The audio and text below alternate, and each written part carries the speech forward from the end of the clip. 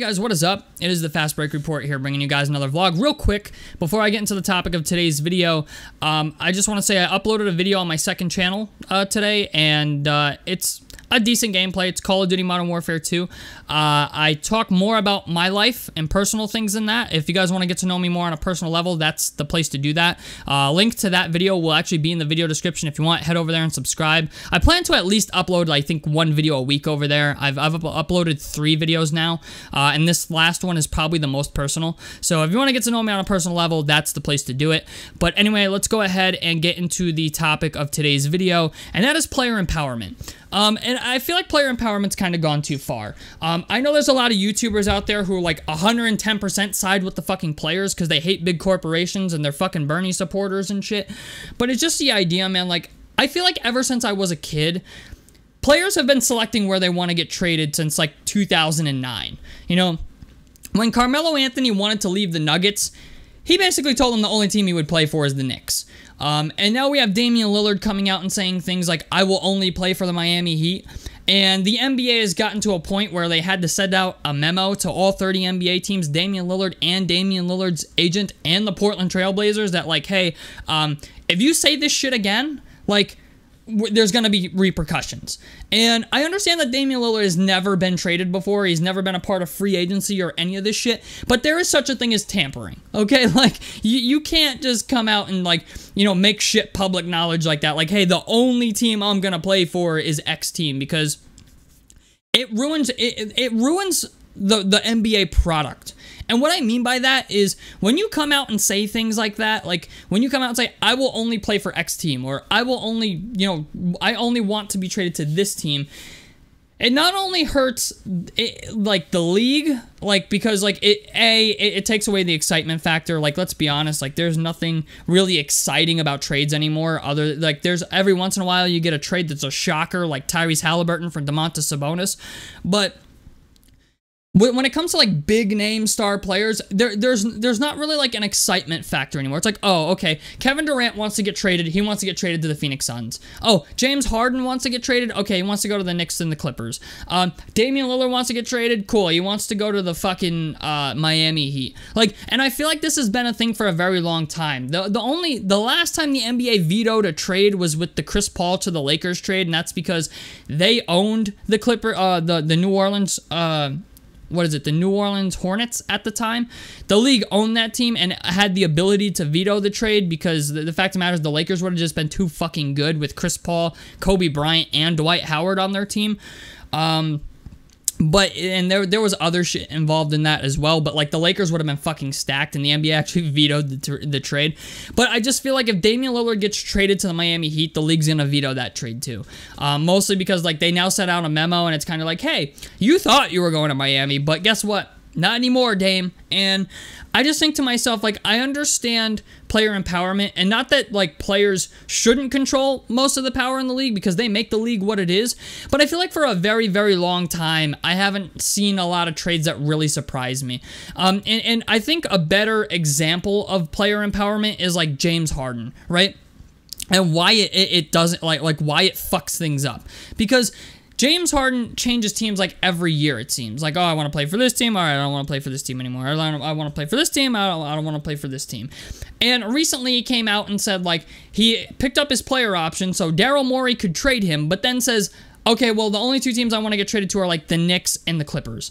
And now, like, honestly, if you're Daryl Morey, you're kind of fucked because the Clippers have no interest in him. And if you're the Knicks, it's like, okay, well, yeah, James Harden would be cool, but I'm not giving you Jalen Brunson for him. And I think you guys understand where I'm getting with this.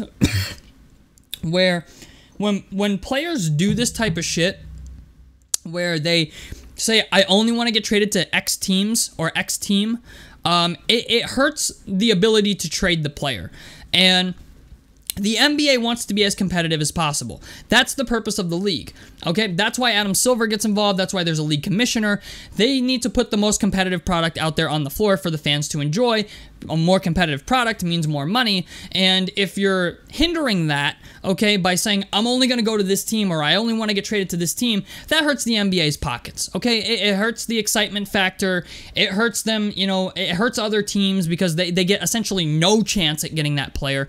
And if you're a team like the fucking Utah Jazz, okay, and you're trying to dabble in a Damian Lillard trade, and you know Damian Lillard doesn't want to go there, it's like, okay, well, why even make a trade offer? Why even make an offer for Damian Lillard when, you know, after his contract is over, he's not even going to stay? And when you look at a guy like James Harden, who has a 1-year player option, it's like, yeah, you want to go to the Knicks, you want to go to the Clippers, but as GM, like if I'm Daryl Morey, yes, you know what? I can respect your trade request because I am your friend and you did me a solid by picking up your player option.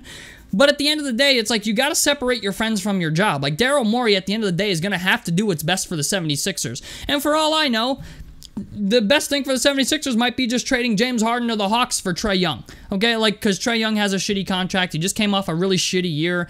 I think he's getting paid more than what he's actually worth. I don't think he's ever going to be Steph Curry.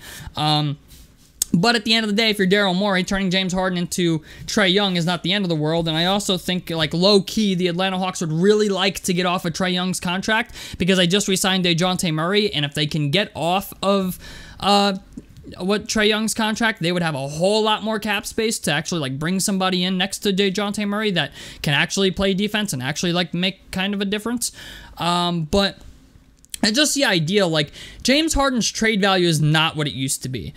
And when you look at guys in the NBA who are looking to be traded, okay, Damian Lillard and James Harden, it's like anytime you make moves like this, it just hurts the league. It hurts the league as a whole.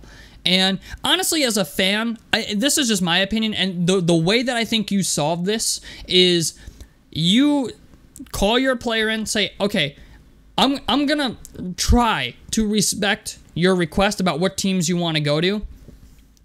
Then I'm going to call the GMs and say, hey, this guy wants to come there, but, you know, like, there needs to be, like, NDAs signed for this. Like, I think that's how the NBA solves this issue, to be honest with you, with, like, you know, oh, I only want to go here, I only want to go there. Everybody involved has to sign an NDA, okay? Like, non-disclosure agreement, and then not only is it exciting for us, but the players get what they want as well. And not that that will work, okay, because, like, I'm going to be honest, like, an NDA wouldn't work. Like, players will just tell their friends, like, put something out on fucking Twitter or something like that, or they'll tell somebody on the inside who tells somebody who tells somebody, and it gets out in the public. Like, honestly, there's, like, really no way that they're ever going to actually stop, like, information like that from getting out. But it's just the idea, like, you could at least try. You know what I'm saying? Like, you could at least try to sign an NDA and stuff like that, or enforce an NDA and make it so, like, players really don't want to say anything. And like, I'm not saying the league should be overbearing, but it's just the idea, like, I feel like since the beginning, like, literally since I was in middle school, like, players have just been forcing their ways to teams that they want to go to. You know what I'm saying? Like, James Harden, like, forced his way to Brooklyn, then forced his way to the 76ers, then KD, like, signed with the Warriors, and then forced his way to Brooklyn, and all this other shit. Like, you know, it's just, there's just so much shit going on with the NBA that I'm just like, bro, I don't understand how any of this works. You know what I'm saying? Like, I don't understand how, like, players actually get away with this, because, like, I understand, like, the NBA is a corporation. The NBA makes billions of dollars. But, like, at the same time, I'm like, something needs to either be done about that, or, like, players just forcing their ways to teams, or the NBA needs to expand. Like, that's the other thing that I think, like, and that's coming. Like, I definitely think that's coming. Like, NBA expansion teams, I think, are definitely coming because the league's been talking about it. But, like, there's guys on some of these teams that are, like, second and third options where it's like, if they went to their own team, they would probably put up 30 a game. Like, we saw what happened with Mikal Bridges, right? When he went to the Brooklyn Nets, like, he magically became amazing. There's a lot of guys in the league that I think it's like, if they had their own team, would be phenomenal players. And I feel like that's another thing. Like, a lot of teams are, like, getting really, really super talented, and the only way that the NBA is able to control that is by adding expansion teams, where, like, every team's got to give up, like, one player that, like, they don't want, and, like, everybody else, they get to keep everybody else. And I feel like that's something that would benefit the league a lot. So, I don't know, man. I'm for player empowerment. Don't get me wrong. I'm all for players getting paid. I'm all for players, playing where they want to play and stuff like that. Like, let's be honest. In the real world, we all leave jobs to go to jobs that we think are better, or jobs that we actually want to go to. But in the NBA, it's like the GMs still have a job to do. And, like, while they can respect your trade request, they're not exactly obligated to. And I feel like if I were an NBA GM, like, I would just say this. I would just call the player and say, look, I'm going to try to accommodate you, okay? But I'm not fucking fighting tooth and nail for you to go here, okay? I'm going to see what offers I can get. And if I get one that I like, yeah, we'll send you there. But if somebody offers something better, sorry, you're shit out of luck. And you know what? That's fine. Like, I don't understand why more GMs don't do that, because the fact of the matter is, like, your relationship is already tarnished anyway. You know what I'm saying? Like, the relationship is over. If a player demands a trade, like, they've mentally checked out. And on top of it, it's just like you're under, like, there's no real loyalty there anymore. It's kind of like, just trade me. Send me someplace else, please, because this situation sucks. And so, I don't know, man. I just feel like GMs should be GMs and, like, do their job the way they're supposed to. And I'm sure most of them do. But if you're like Daryl Morey, where it's like you have such a strong friendship with a player that it's like it kind of clouds your judgment. Like Daryl Morey went from saying, oh, well, I want 4 or 5 first-round picks to giving up 4 or 5 first-round picks. Like, that's a problem. You know what I'm saying? Like, that means, like, your better judgment is a problem because you are infatuated with a player.